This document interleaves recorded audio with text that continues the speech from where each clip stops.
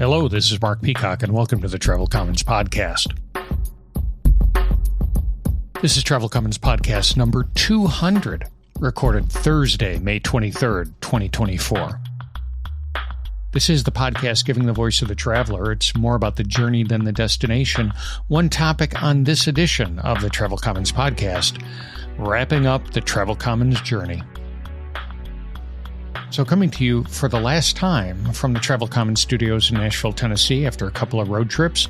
Went up I-65 to Louisville, Kentucky for a pre-Kentucky Derby bike ride called, of course, Tour de Lou. And then the next week out west along I-40 to Memphis.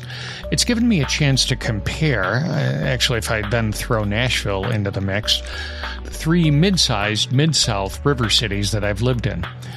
Nashville is the largest of the three, both in population and in area. Louisville and Memphis are a bit smaller and pretty much the same size. And Nashville feels bigger, more buildings in the downtown skyline when you drive in, and more big cranes putting more up. Nashville's neighborhoods feel more linked up, more contiguous space to walk with fewer, call them flat spots, places where you feel you should walk maybe a bit quicker.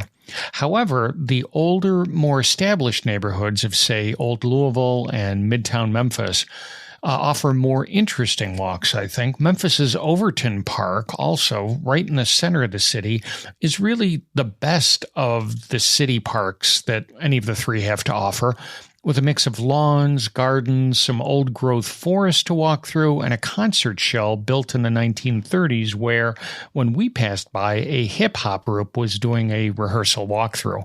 I have to say that I'm glad that the federal and state governments failed to plow a good bit of Overton Park under back in the 60s and 70s when they wanted to route I-40 straight through the city. Now, as I said, all three are river cities, Memphis on the Mississippi, Louisville on the Ohio, Nashville on the Cumberland. And maybe because the Mississippi and the Ohio are bigger rivers, Memphis and Louisville do much more with their riverfronts than Nashville. We walked along the Mississippi through the just renovated Tom Lee Park in Memphis.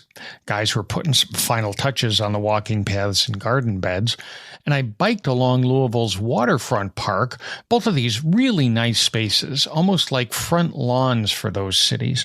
And maybe there's something to that. The Mississippi and Ohio rivers are boundaries for those cities, and indeed for the states, for Tennessee at Memphis and for Kentucky at Louisville. Whereas the Cumberland River winds through Nashville, which in many ways seems to, turn its back on the river. I mean, Chicago does so much more with the much smaller Chicago River than Nashville does with the Cumberland. But of course, Nashville's music scene is way beyond anything that Louisville and Memphis can offer, even beyond the honky-tonk maelstrom that is Lower Broadway in Nashville. Live music starts in the airport in Nashville and then follows you throughout the city. Irene and I joke that there must be a city ordinance mandating live music in any gathering of 10 or more people. Memphis tries hard with its Beale Street district. It has a number of clubs with live blues, R&B, and rock music coming out of the windows into the street. But it just doesn't have the density, the concentration of Lower Broadway. And Beale Street tails off after a couple of blocks into one of those sort of flat spots that make you want to look over your shoulder a bit more often. Our next road trip, out east to Chattanooga, or Chat, as I've heard people refer to it. Feels like we're drawing a circle with a radius of a 2 to 3 hour drive time around Nashville and hitting all the cities within it for a day or 3 each, kind of trading summer TSA security lines for summer construction traffic jams.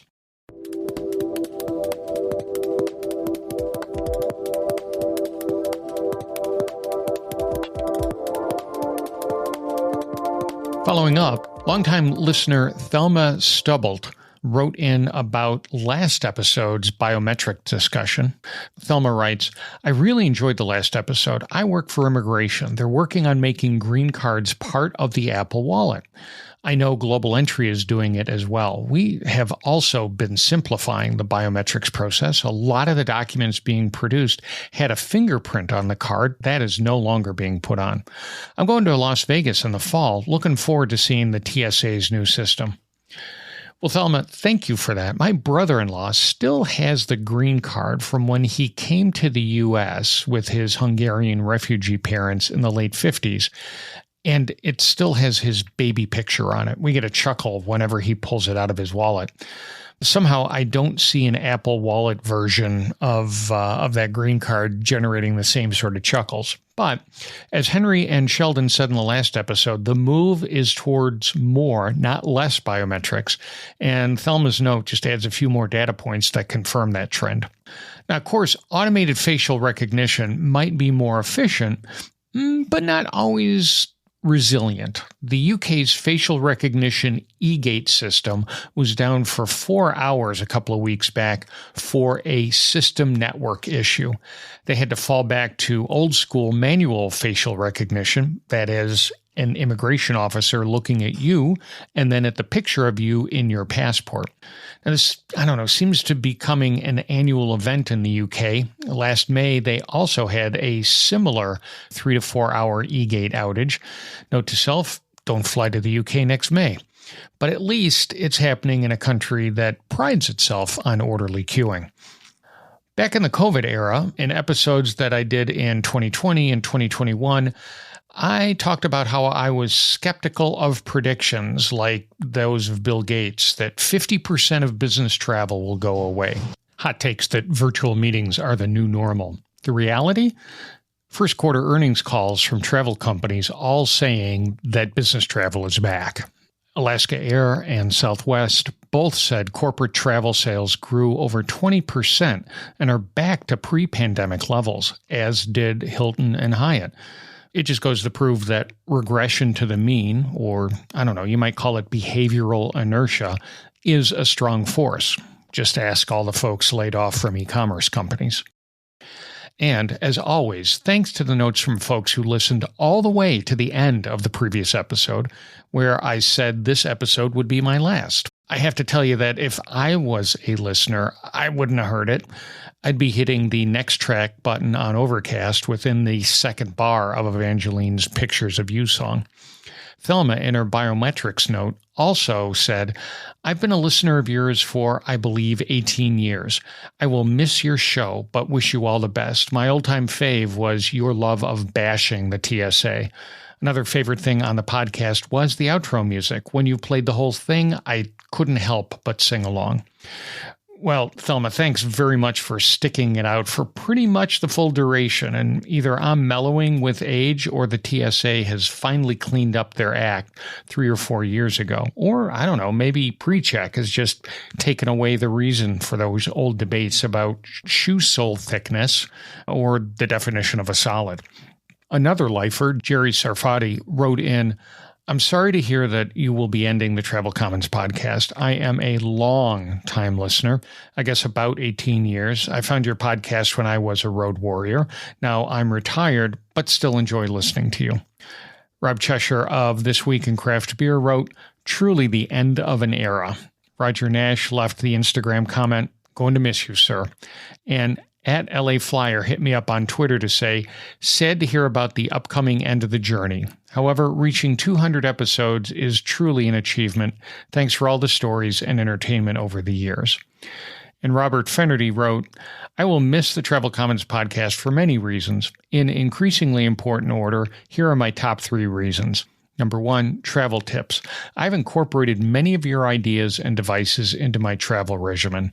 Most recently, the Super Bagel has become my go-to power center, and it has reduced the weight of my laptop bag, therefore allowing me to stuff other less useful junk inside of it. Number 2, that's pretty good, Robert. Number 2, cogent observations. The show has had so many cathartic, yes, I know moments. For example, every time I walk into a hotel bathroom and the bottles have unintelligible labels, I think of you. In the example below, we know that my hands will smell like magnolia after I depress the plunger on one of those bottles. But will I have washed my hands or moistened them? No one can know for sure. And the final one, you. Every time a new episode enters my podcast feed, I smile. Your voice is very reassuring, and I think it lowers my pulse a few beats per minute. So I will miss your company, especially when I'm out on the road. Wow. Thank you very much, Robert, for that. I'm glad that this made an impact. Glad that my ramblings were useful and that somehow this voice is reassuring. And also thanks to everyone who wrote in. I really do appreciate those comments. They mean a lot. Now, this is the point in the segment where I usually say, if you have any travel stories, comments, questions, tips, rants, the voice of the traveler, send them along to comments, COMMENTS at TravelCommons.com or to MPeacock on Twitter, TravelCommons on Instagram or Facebook.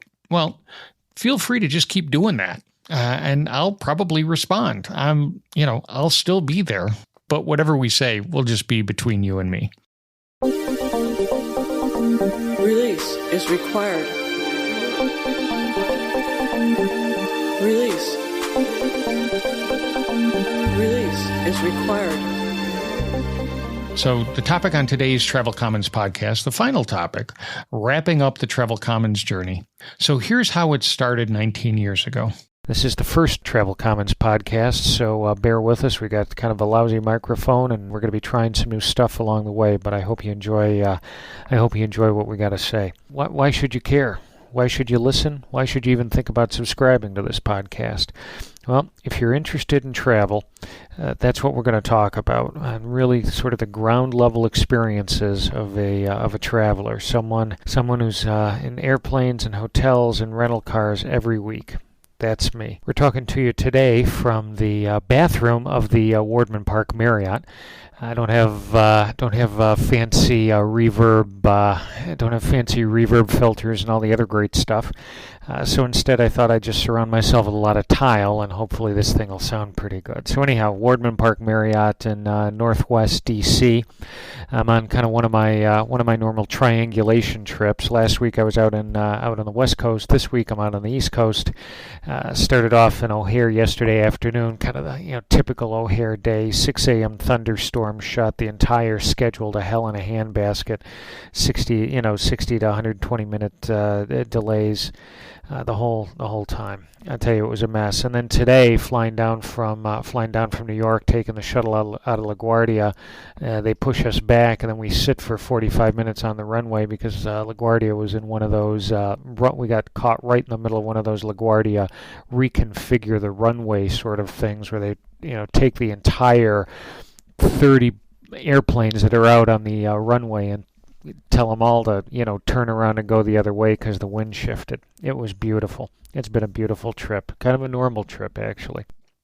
And here's how we're ending it, with, if nothing else, a lot better sound quality and a bit more effort in the cleanup editing. But I do think the through line from episodes 1 to 200 has been consistent, capturing the voice of the traveler and through being more about the journey than the destination. A few years back, Rob Cheshire turned me onto a podcast called Steal This Beer. And their tagline is, a candid conversation about beer over beer by a couple of guys who think about beer way too much. Swap travel for beer, and quite honestly, it could be a better tagline for Travel Commons, a discussion about travel by a guy who thinks about travel way too much. And I would think too much about travel because, as with many of the Road Warrior listeners who would chime in over the years, Travel, for me, was one of the main drivers of my day-to-day existence. There was a stretch of time, years actually, where I would travel all but, say 6 or 7 weeks a year. So over 80% of my life would be dependent upon how well each week the FAA, the TSA, 2 to 4 airports, 1 to 3 airlines, 2 to 3 hotels, and Hertz did their respective jobs. Now, it's easy math. The joint probability of that many independent variables all lining up in the right way for me to get to where I wanted to be on time is just vanishingly small. I don't know, looking at it this way, it's no wonder I sounded so cranky so often on this podcast. Now, some road warriors who think way too much call it full-on George Clooney in the movie Up in the Air, obsessively collecting travel hacks to swerve lines, achieve precious metal status levels, doing whatever they can to be able to move through their travel days with the minimum amount of friction and the maximum efficiency.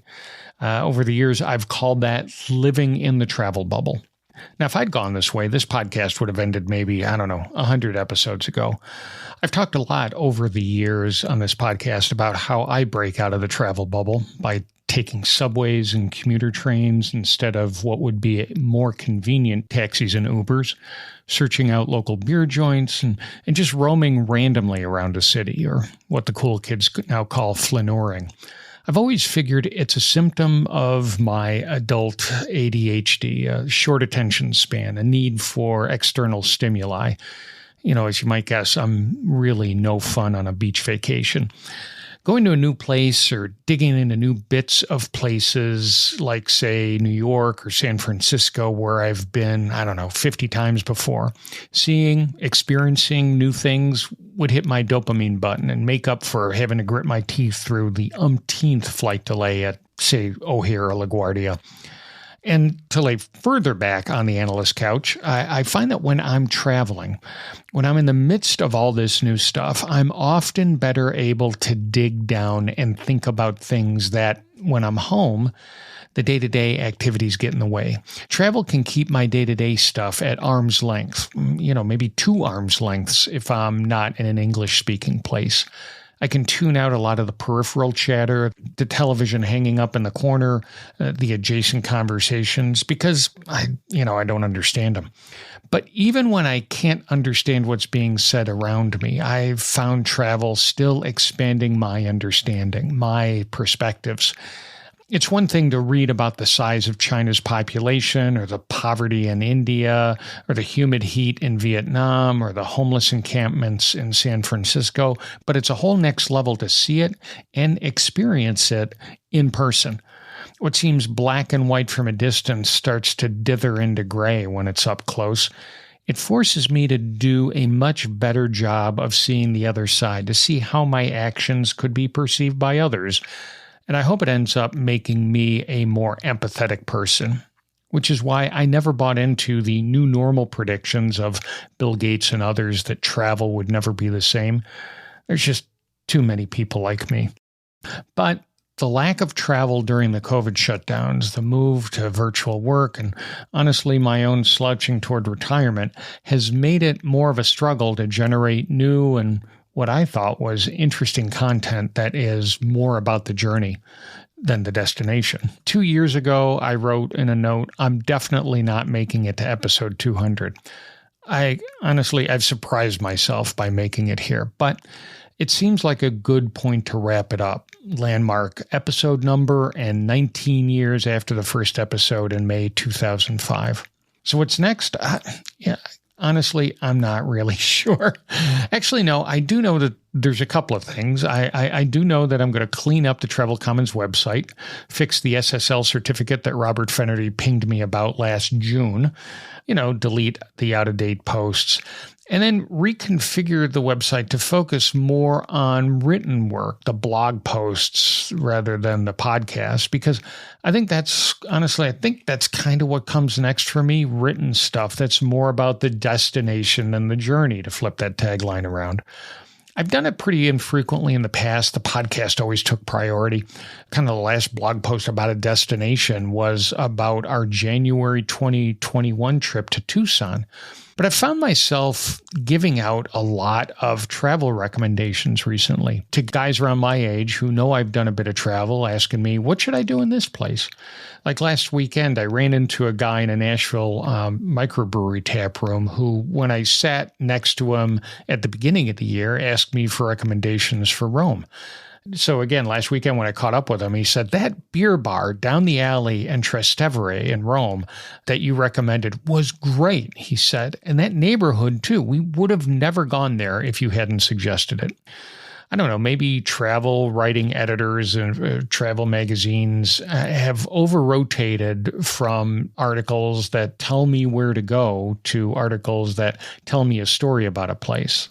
I don't know. So maybe there's something there for me. Maybe there is, maybe there isn't, but I don't know. It's good to have something to keep me occupied.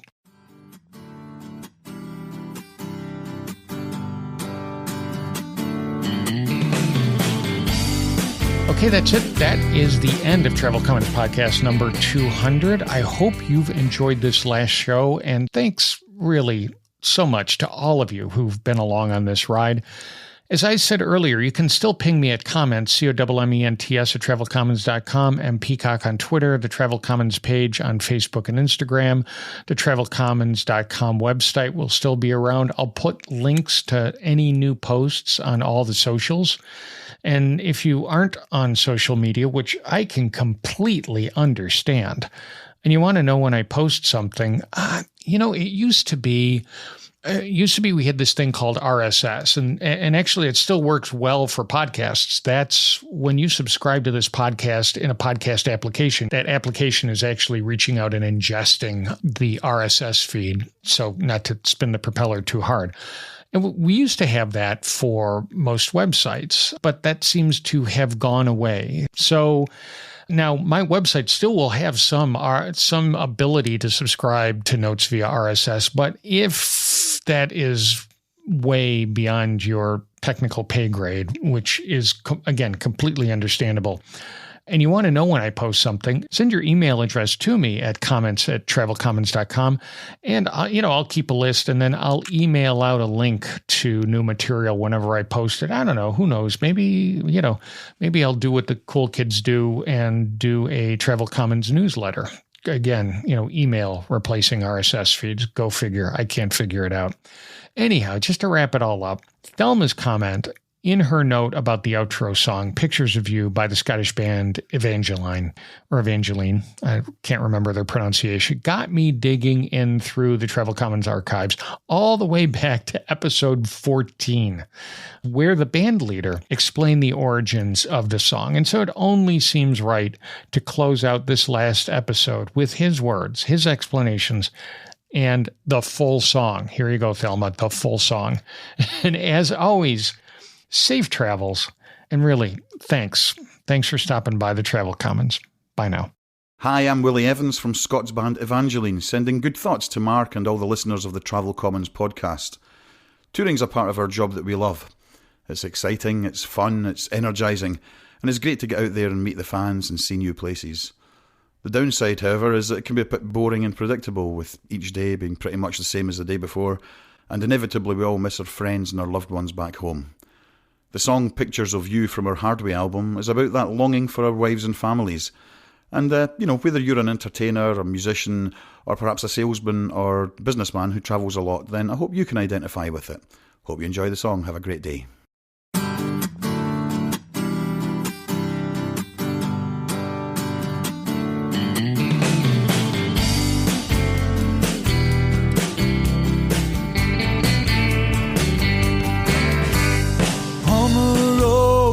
Life is hell, strange bed in a lonely motel. But one thing in ease my mind, the warm woman that I left behind. From California to Carolina, she calls me up and there's nothing finer. And when the tears start falling, crying into the phone, within my heart you find my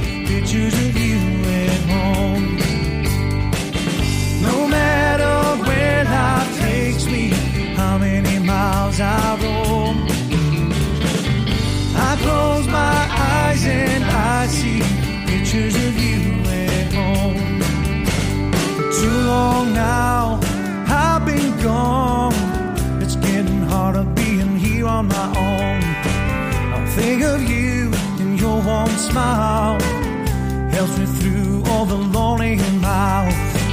From California to Carolina, you call me up and there's nothing finer.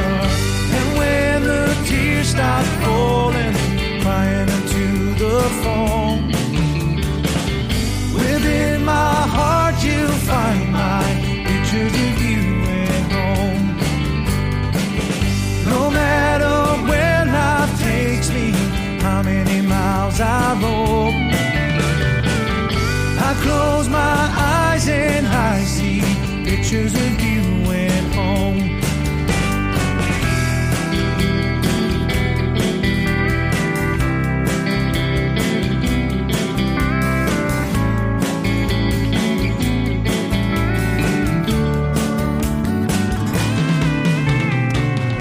And when the tears start falling, crying into the phone,